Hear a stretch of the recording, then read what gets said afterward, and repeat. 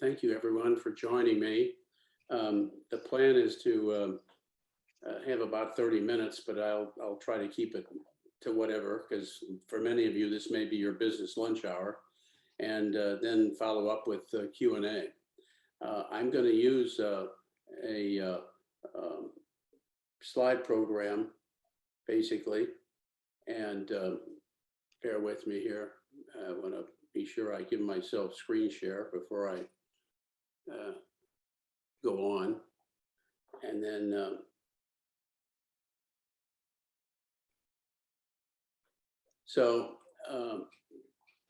I covered quite a broad range of subjects in the book, and these are some of the images that are in the book, and might give you a little intrigue as to why these images were chosen, but there are many more. The book is in color because it has to be to get the message across.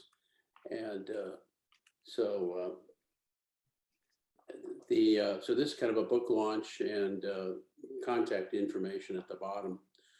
But it was done by Crossroad Publishing, a pretty reputable publisher internationally. The parent company is actually out of Germany, Herder and Herder, published a lot of theological works. And it really gives, there are issues basically that everybody kind of has. Polarizing effect of faith and science. Do they come together, these topics? Do they meet? Does one take a backseat to the other? Was Interfaith Graduate textbook originally, when I wrote it for the course, for non-scientists, but it ultimately became a compelling personal story. So it really was written as a textbook, but then I was encouraged to weave my story into it because my own journey, my own spiritual journey actually brought me back to my faith through science. And you don't hear that said too often. Very quickly, I'll give you kind of a run through of some of the chapters because it was a memoir style sharing. I started with my own personal story, and then dealt with principles and revelations, because I don't believe starting any study without having some sort of principles to start with. This happens to be a Mandelbrot fractal for mathematics of chaos. Then physics to creation, basically exploring the universe, and chemistry to life. Got to the molecular level, and my doctorate's in physical chemistry, so this started to get more into my field. And then biology to consciousness, which is the frontier of research, and then psychology to mysticism. And my story does culminate in mysticism and my own personal mystical experience.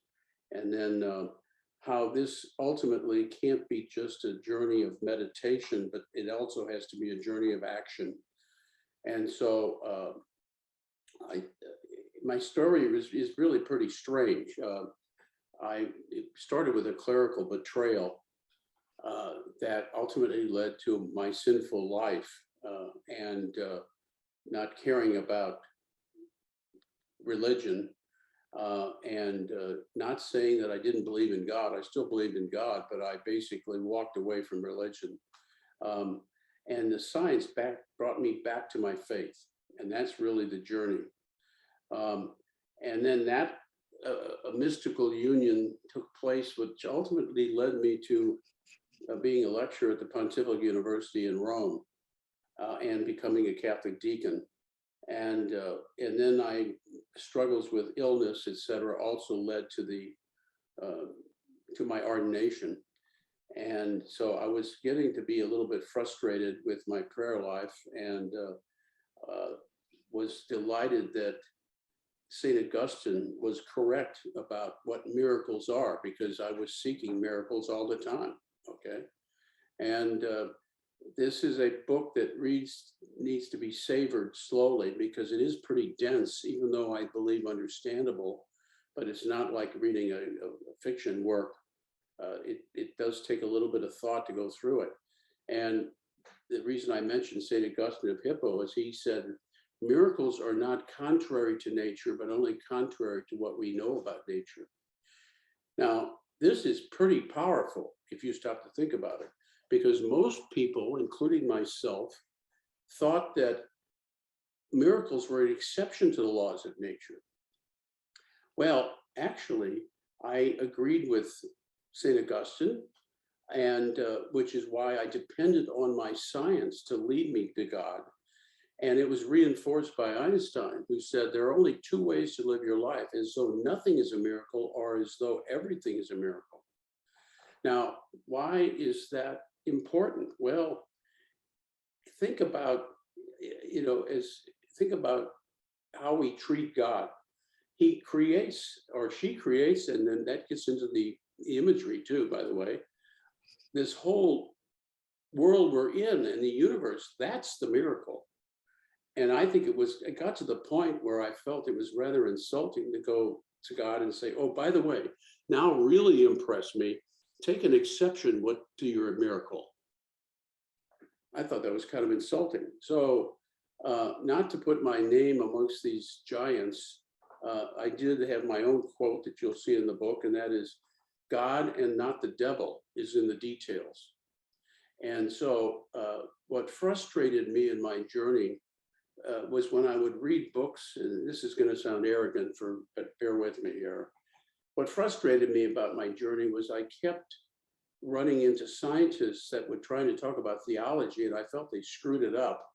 And scientists talking about theology, science screwed it up, and theologians talking about science and really screwed it up. And name dropping like quantum and stuff like this that they clearly had no idea about. And the layperson normally, and I say layperson, I'm talking about the non-scientist, the non-theologian, whatever, quite often will get sucked into that. And so my focus was to really give true science, not to blow it up, but also to relate it. And so the book is really an invitation to join me in my 23-year return to my faith by discovering the real miracle, and that's God's immense love in creation itself.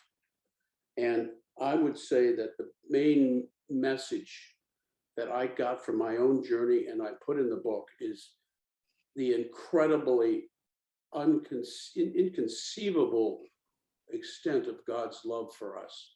It's beyond our wildest imagination. And that's what I came to from my science and ultimately mysticism. Now, the book has a fair number of very reputable reviewers. Now, you may say, well, why would I get so many reviewers? Well, the struggle that I was in was that first I was concerned that theologians weren't treating science right and science wasn't treating theologians right.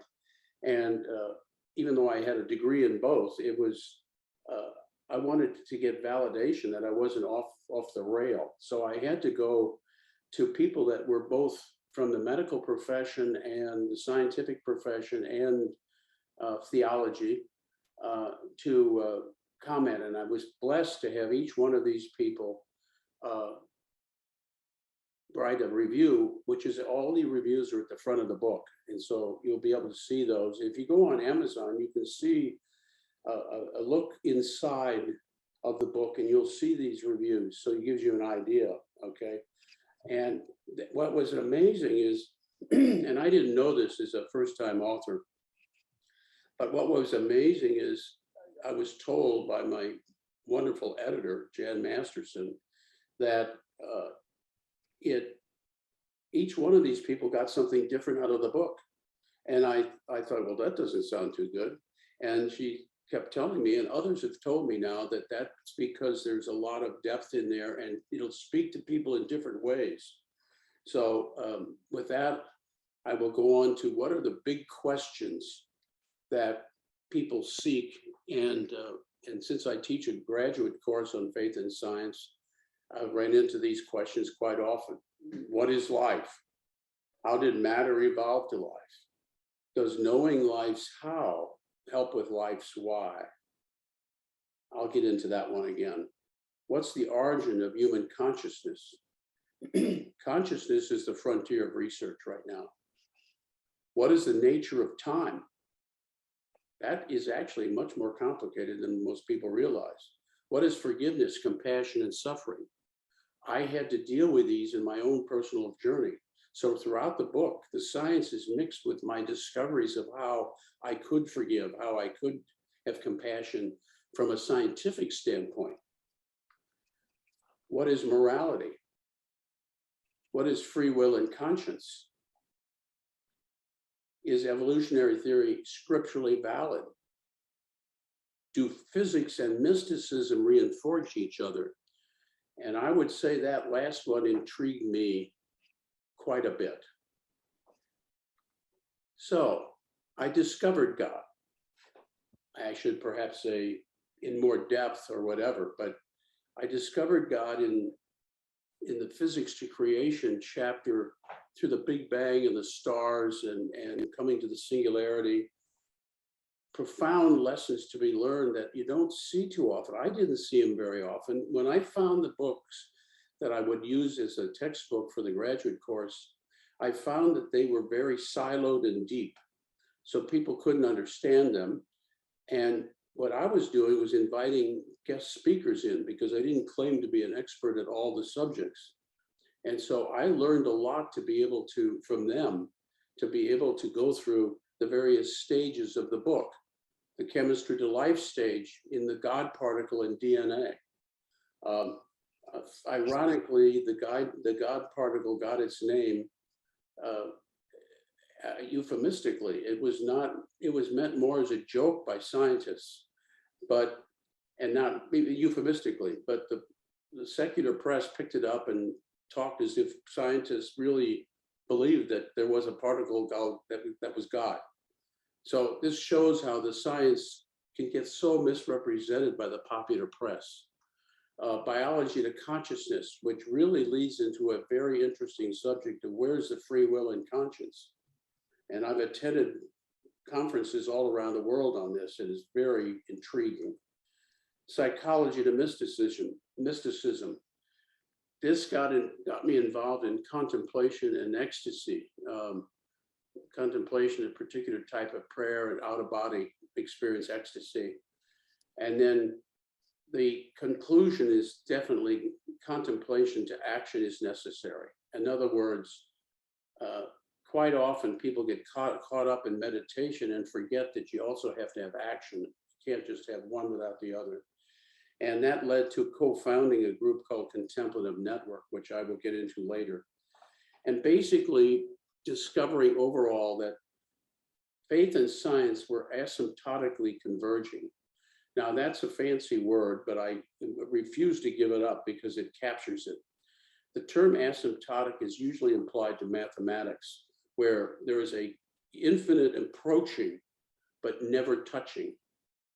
And I'll tell you, and so the asymptotic convergence is that, it's asymptotic, it never touches. Here's some of the discussions about it. Science can purify religion from error and superstition. Religion can purify science from false absolutes. John Paul II. Science without religion is lame. Religion without science is blind. Albert Einstein.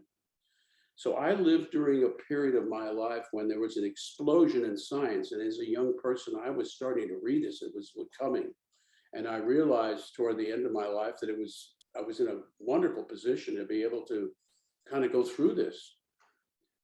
I did recognize that I had to avoid the extremes. And here are the extremes. One of them is fundamentalism. And that's that strict maintenance of ancient or literal doctrines or texts, any religion or any ideology. And every religion has this. And it can lead down a false path. But it's not just the extreme of religion, but there's also an analogous stream in science called scientism, where there's an excessive belief in the power of scientific knowledge and techniques. And I actually get into that in terms of the period of the God is dead period, where people thought that if you couldn't measure something, then it didn't exist. Well, quantum theory ended that. So I've avoided these extremes. And each one of these deals with a different issue. The issue of what question is each trying to answer? Well, faith tries to answer the question why. Science tries to answer the question how. And that's part of why this is asymptotic. They will never converge completely because they're being asked to answer different questions. They have different languages. Faith has silence, and I'll get into that. Science has math. The scope of it is rather interesting. What is the coverage? Well, faith is God. And for those that don't believe in God, in a sense, it's also God in not believing. And I get into the logic of those two approaches. And science is the universe plus. And I say plus because there may be other universes. So the scope is different. And the history is rather interesting. Faith has been going on for millennia, way before science got much knowledge. Science is centuries. So having said that, I'll give you one little tidbit. This is just a teaser, okay? You may have heard the anthropic principle. Well, at the singularity of the Big Bang, there are 4 forces, known forces. And the unified theory of Einstein did an equation to explain these. You've heard of different equations to try to capture unified theory. And it used to be membrane, it used to be string theory, then membrane, and now it's even something even deeper. But the conclusion was that time was one of the variables. And so what happened? Well, this is what was discovered. The 4 forces of nature were so extremely fine-tuned at the Big Bang that the likelihood of the emergence of a single cell in the universe is like a tornado sweeping through a junkyard and assembling a Boeing 747 from the materials therein. Think about that. The probability mathematically is actually 10 to the 10th to the 123rd. Now, those are decimal point movements. It's incomprehensible that one probability of having protons, atoms, and stars is that small.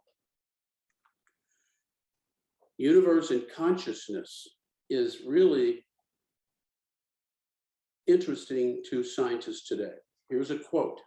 Consciousness is the phenomenon where the universe's very existence is made known. One can argue that a universe governed by laws that do not allow consciousness is no universe at all. Now, doesn't that sound weird? What do you mean? In other words, if we're not aware of it, it doesn't exist, or what? The person that said that is Sir Roger Penrose. He was the one that helped Stephen Hawking with his math at Cambridge. I had the opportunity of meeting him when I gave a presentation in Switzerland 2 years ago. And brilliant, brilliant guy. He showed through math in one of his early works that I read that he couldn't replace the brain, human brain, with a computer. And he did it mathematically. Really smart guy. By the way, he's working on a quantum approach to consciousness. God and consciousness. Another quote, both religion and science require a belief in God. For believers, God is a beginning, and for physicists, he is at the end of all considerations. To the former, he is the foundation, to the latter, the crown of the edifice of every generalized worldview. I regard consciousness as fundamental. I regard matter as derivative from consciousness. Whoa. We cannot get behind consciousness. Everything we talk about, everything that we regard as existing postulates consciousness. That is mind-blowing. Who was this nut that said this? Max Planck, the Nobel Prize winner for quantum theory. So these statements sound like they were presented by some lunatic, and this is not lunacy. Mystical experience. The most beautiful emotion we can experience is the mystical. Well, who was this? Some sort of religious fanatic? Well, I had a mystical experience. I'd like to not think of myself that way, but I'm going, who wrote this? Albert Einstein. So he knew he had some sort of a mystical experience. It's pretty clear. Involutionary love, if you've ever heard of it, is we are not human beings having a spiritual experience. We are spiritual beings having a human experience. If you believe in an afterlife, that's rather interesting. The universe, as we know it, is a joint product of the observer and the observed. What? Love alone is capable of uniting living beings in such a way as to complete and fulfill them, for it alone takes them and joins them by what is deepest in themselves. Wow. The most satisfying thing in life is to have been able to give a large part of oneself to others. Now, this guy, I don't know, sounds like what do you think this dude said this? So this guy sounds like a religious guy, also a scientist, but a little weird thoughts here, huh? Well, I don't know. Teilhard de Chardin, he wrote The Phenomenon of Man that I read when I was about 17 years old, or young, actually. And he was a paleontologist and a Jesuit Catholic priest. He was way ahead of his time, and also condemned by the Catholic Church initially. So when I read him and I was young, it was more out of rebelliousness, but now he's acknowledged very much so by the church. So religion and science have been fighting each other for some time, but this book does not go back on the history of it. I'm not there to try to re-examine, relitigate the stuff between Galileo and all that. I'm not interested. So because of all these conferences I was going to, I started to realize that there was no cross-fertilization between conferences. I would attend one conference and I was the only person in this other conference. And I saw a need for an organization to bridge the gap. Now, what was the gap? Well, there's two sets of research. One set says that if you have a belief in God, you practice your faith and you go to church services once a week and you regularly pray, you will heal. There's healing takes place. And there's medical studies to show this. There's also some very valid Buddhist studies on Tibetan Buddhist monks that practice non-theistic meditation and shows there's healing. These are not talking to each other. So we set up this organization called Contemplative Network. And if you go to the webpage, contemplative.net, you can subscribe to the newsletter that's very informative. And because it's an interfaith organization, we have a very strong interfaith board. The current president of the Institute for Spirituality and Health, John Graham, is on the board. And he's an MD and doctorate in ministry, and he's working on his third MD. Rabbi Harvey Rosenstock, MD, he's a psychiatrist and and he's also a Kabbalist, which is the Jewish version of mysticism, if you will. Roshi Kennedy is a Zen Buddhist Roshi, and he's also a Jesuit Catholic priest, because Zen allows for a belief in a God. And we have Professor Carol Pentney. Gina Davis is a Episcopal priest, and John Graham is also Episcopal priest. And Lanson Jones is a young man who had an ND experience, and he's a very successful entrepreneur. And basically our vision is to promote cross-fertilization between existing organizations and conferences. Mission to teach, research, and minister interfaith healing via contemplative prayer. Contemplative prayer is a generic term. And ministries establish interfaith ministries based on the medical research. Currently, we're doing research on PTSD, Parkinson's, depression, palliative care, and it's been a all-volunteer organization since 2011, and they're currently moving to paid full staff, so we're in a fundraising program. Now, what were the research results? I don't have time to go into detail, but we did brain scans on people who have had both NDE and spiritual contemplative experiences, and we saw a link.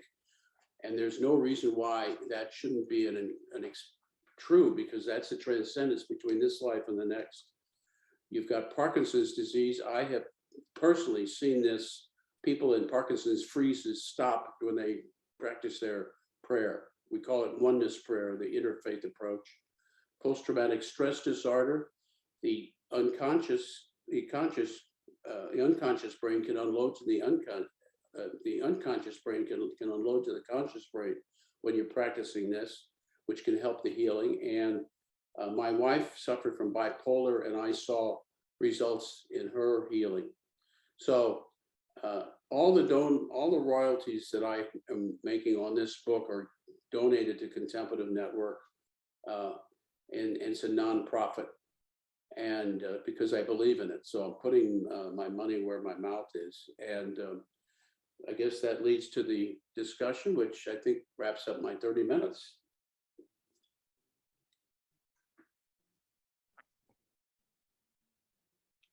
Thanks, Bob. Well, Can you stop share on yeah, your I screen? can stop share. Okay. So we already have a hand raised, but I did budget some initial time greedily for myself to ask a couple probing questions. So throughout the book, you tell your journey of kind of rediscovering God through science, and all these kinds of aspects of all these scientific principles that point to principles of how God is. I guess the simple question is, what is God to you now?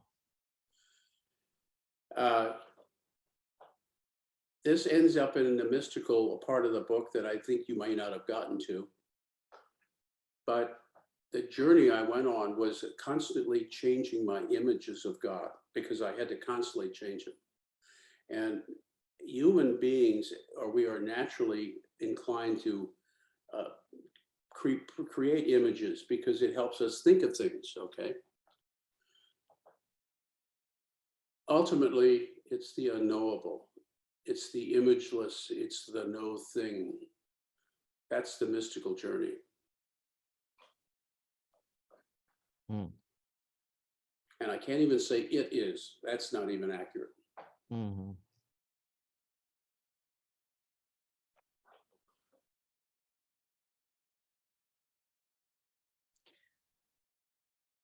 Maybe I'll just leave it at that. I have some other questions, I but think Anne is trying to speak, but she's muted.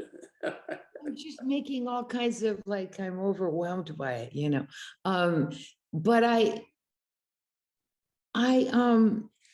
think, well, I mean, I don't believe in God, but I mean, I could probably believe in one like you're talking about, that's kind of like the universe, or well, we don't know. But I years ago, I went to one of these faith and reason conferences, those progressive Christianity folks. And Joan Chittister was there.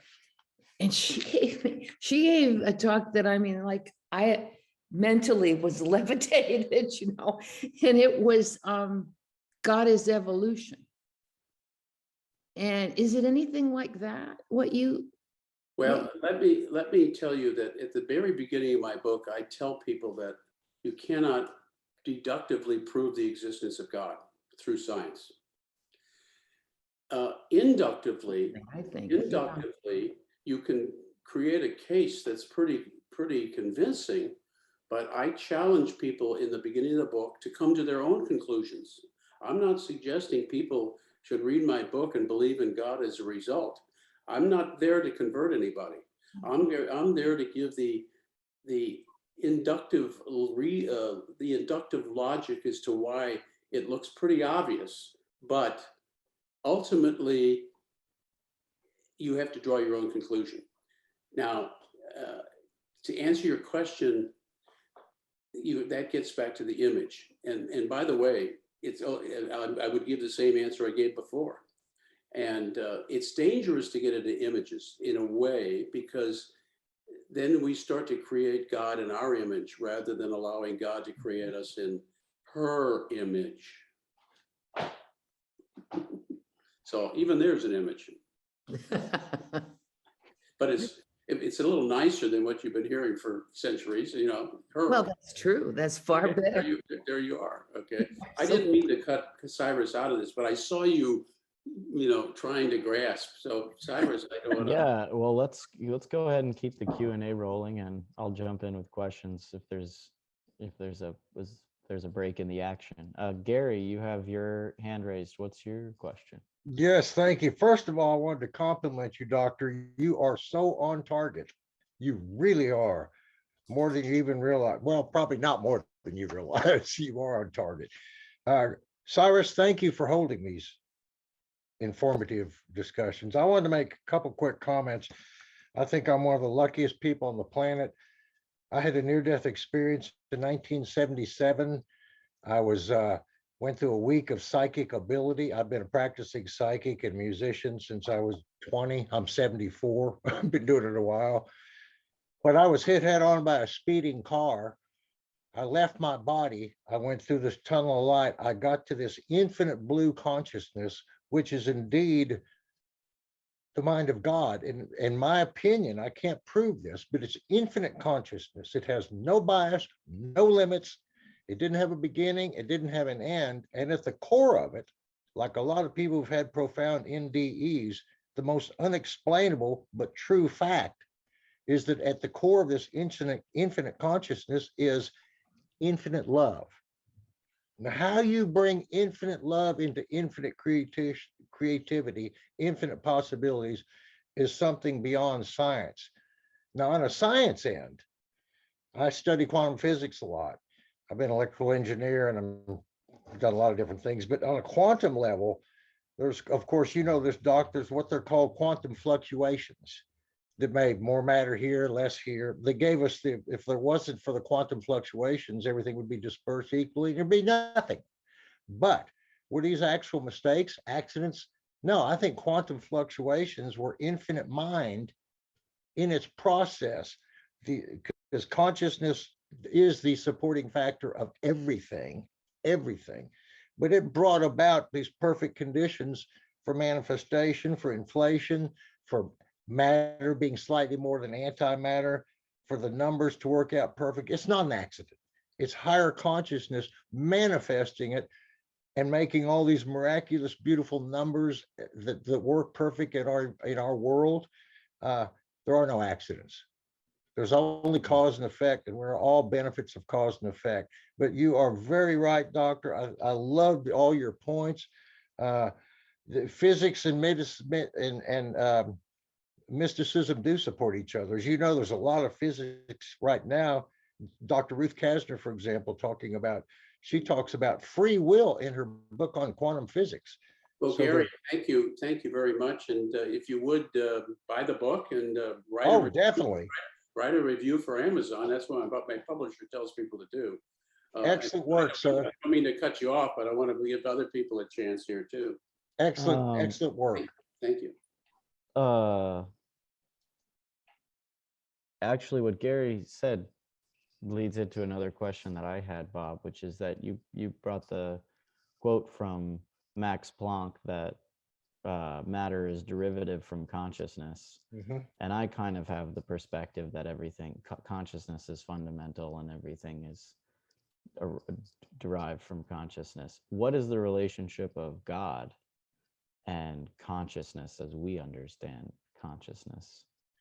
Well, what's interesting when I attend these conferences is the majority of the people actually believe in God, even amongst mostly amongst scientists that deal with human beings, like medical scientists. Okay, the ones that are in the lab by themselves the percentage is a little lower, but the point is that they are starting to use terms that really are their images of God without actually saying the word God. Mm-hmm.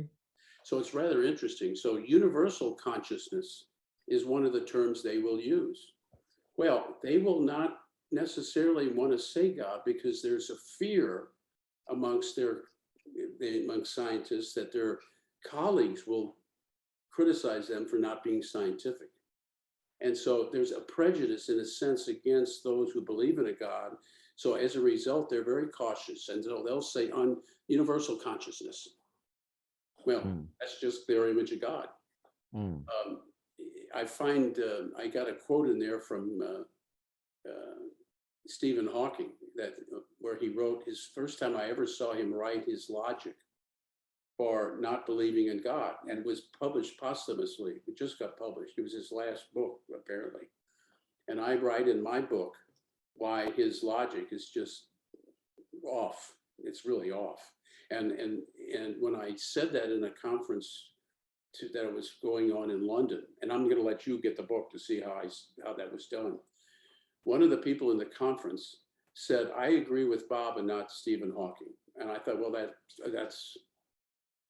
honors me. I'm impressed. My ego popped up. I felt great. Okay. So later, the president of the organization said, "Do you know who that was that said that?" I said, "No." And he said, "Well, that was the chairman of the organization, and his research director was Stephen Hawking." So there is a logic here that is you either got it or you don't. And what happens is people will define God and then say they don't believe in that God. Well, it turns out that Stephen Hawking's definition of God is a God I don't believe in either. So I believe there are fewer atheists than we realize, because what they do is they define God and then they say they don't believe in God. Can you say a little bit more about what is Stephen Hawking's definition of God? Like, what You God want is me to he? give away the tease for the book? There's more stuff in the book than this. Okay, I'll share, but you got to promise me no more teases here. There's a lot of stuff in this book. Okay? Stephen Hawking said, "At the singularity, there was no space or time, so God had no time to create the universe." And I said in the conference, I said, that would be like saying that the inventor of the Volkswagen had to be sitting inside the Volkswagen before he created it. Ridiculous. I mean, it's ridiculous. We're trapped in the dimensions of space and time in our universe. Leah, you've got a question. Go ahead. Thank you. And thank you, Dr. Hesse, for being with us today. This is wonderful. When you spoke about the God particle, it reminded me that when this science first came out, I felt very validated, because in my mind and heart, I always assumed that I could affect outcomes in my own cellular biology. And we read about things like this in other books, the placebo effect and otherwise. But I wonder if you would share with us a little bit about what the science says about this God particle and our ability to affect, or what does the God particle imply? Well, to start with, it's amazing how many people I run into that believe that the universe is infinite and the subatomic is infinite. But the truth is, neither scientists or theologians say that they believe that it's finite in both directions. Okay, so theologians will say, well, God is infinite, but whatever that means, we don't know God. I'd like to meet him, but I only get little tints and tastes. Okay, so so basically, knowing that it's finite in both directions, the scientists decided, well, there must be a fundamental particle, and it's called the boson. And Higgs, scientist Higgs, predicted it. And while I was teaching the graduate course on faith and science, it was discovered on the Hadron accelerator in Switzerland. So they discovered it. And so because they think that that's the elementary, the most fundamental particle, the boson, doesn't mean that it is, but their theory is it is. And so they euphemistically said that's the God particle. And of course, the secular press picks it up and says, oh, they think this particle's God. And well, geez, please. So it is kind of humorous. You got to have, scientists have a wonderful sense of humor. You're going to see the humor in my book about how scientists talk outside the view of theologians and the secular press. I don't know if I answered your question, but whatever. Very interesting. Thank you so much. I look forward to reading the book. Thank you.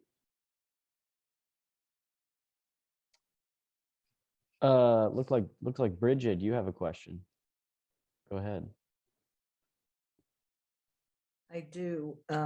The quotation from Chardin that you gave toward the end of your presentation, Yeah. it was the long one, and it's too long for me to remember all of it, but spoke about love and I guess what I would maybe refer to as unified consciousness.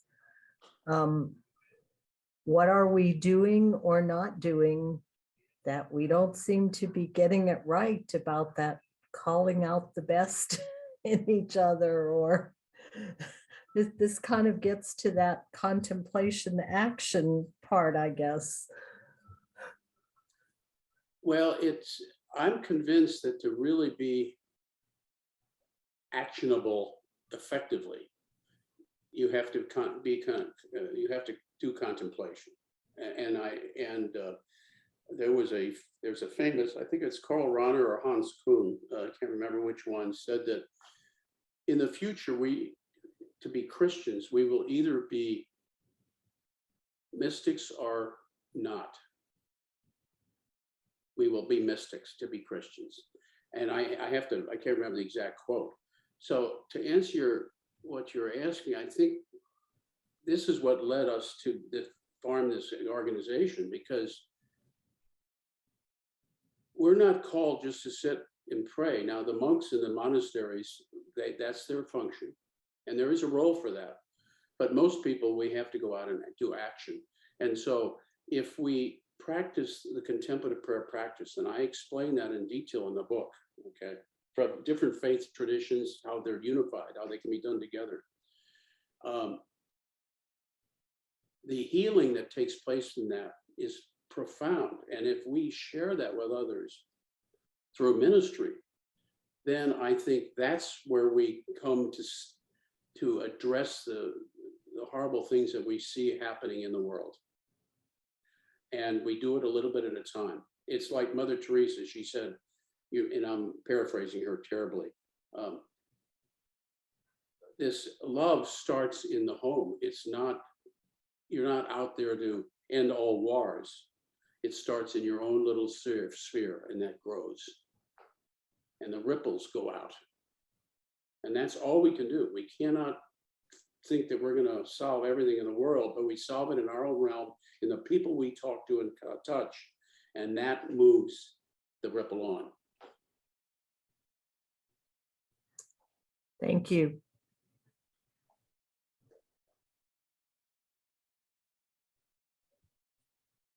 I guess it's my turn again. Unless, wait, it looked like Anne, you were maybe going to jump in. Oh, okay.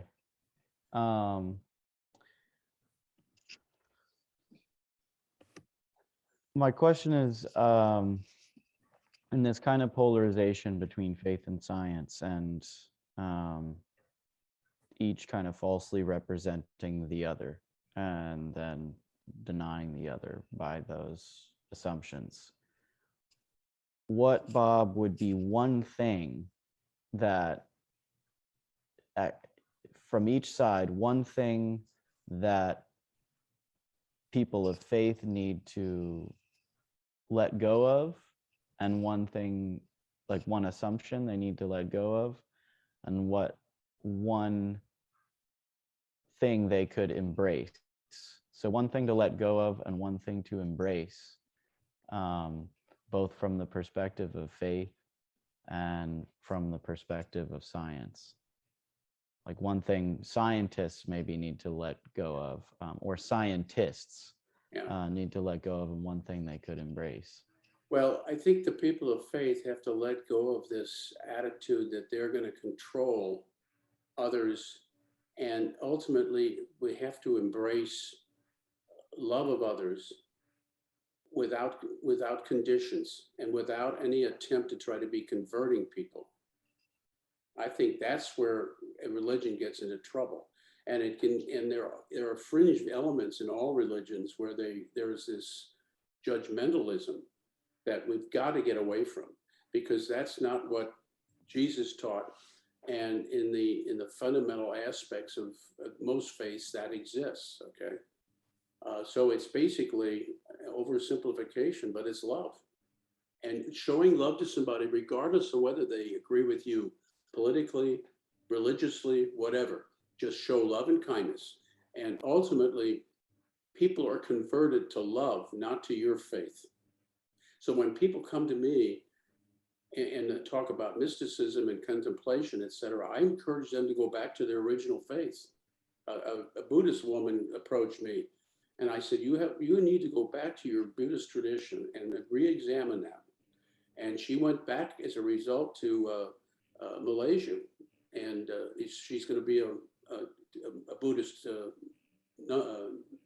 nun. The scientists there's a misconception amongst some scientists that went on for a while during the early part of the century that if you can't measure it, it doesn't exist. And then quantum theory came along, and they had their head handed to them, because you only have probabilities in quantum. You don't have specific numbers. So they had to eat crow, basically. There's this, when you get to scientism, and that's the fundamentalist end of it, but when you start to think you can have the answers to everything and don't admit what you don't know, then you get into trouble scientifically. And faith and science have both made that mistake. They thought, for example, that the universe was static, and it's not. They thought the brain was static, and it's not. So, and both thought theology and some theologians and scientists made the same mistake. So there's this dance of convergence taking place, and the language is preventing a more honest discussion. So yeah, we'll call it universal consciousness. We'll call it collective consciousness. Okay, theologians may call it God. But let's get past the words. And one of my favorites is Rabbi Zalman Schachter, who was co-author with the oneness prayer that we use. And that is, don't let the words get in the way. So part of my book really addresses some words that are actually the same subject, but they're different words used by different fields. Rather interesting. It happens even within science. Fertility rates and birth rates are the same thing, but they're talked about in different words in different fields of science. So even the scientists can't talk to each other. I don't know if I answered your question, but You did in full and more. And what a beautiful snippet that people are converted to love ultimately. I'm gonna keep that one. Lynn Gallison, go ahead. Hi, thanks. Bob, I was thinking about the term as asymptotic convergence. Is that how you'd say it? Apoptotic? Asymptotic, yes. Oh, I'm sorry, asymptotic. Okay, thank you. I'm just writing it down. But I was wondering if, as I'm hearing you and thinking about this, whether faith and science do converge in the realm of creativity. Maybe that's a bridge to both, because you wouldn't have either without imagination or creativity. Imagination meaning not fantasy, but imagination meaning how is the scientific method even set up? Someone had to think about it. Someone had to imagine it. Someone had to put thoughts on paper. And in terms of faith, someone had to write it down. They had to put it together. They had to assemble thoughts. Where did those thoughts come from? Imagination. But again, I'm not saying make believe. I'm saying imagination, using the thought process. To me, that they both converge in a way of it, like a divine spark as the source. And anyway, I was just thinking about that. Just wanted to throw that out. Einstein said that statistics will take, a probability will take you, no, how do they say it? I gotta get this right. Logic will lead you from A to B. Imagination will take you everywhere. Yes, Beautiful quote from Einstein. And so every scientific discovery starts with it starts in the imagination of the scientists. yes, You first have to visualize the experiment before you go into the lab. correct. So Right. you're absolutely right in the sense that it still comes back to consciousness, because that image, that process takes place in the conscious brain. Yeah, Now the question is, can the unconscious brain unload inspiration from the divine to give insight that you wouldn't normally get? And yeah, and will that insight unload into the conscious brain, if the conscious brain is freed up of its ruminations through contemplative prayer? sure. And I think an artist does that, a poet does that. They don't come up with these thoughts on their own. It's coming from another source. Any writer will tell you that it just came. They don't know where it came from, but it just came. A poet I is go back defined and read. as a maker. You're absolutely right. And as a first-time author, I've gone back to read my book. Yeah. And I don't remember writing some of it. Yes, absolutely. It's the weirdest thing you've ever. I can't even imagine it. It's strange, and I've been told that that happens to authors sometimes. Yeah. So I'm not. The beauty of the of music and art and all of this is it's usually used to try to explain the ineffable. So mystics that write about their mystical experiences are talking about the ineffable, which is God. And a lot of them will use poetry because it helps them capture it a little easier than just regular script.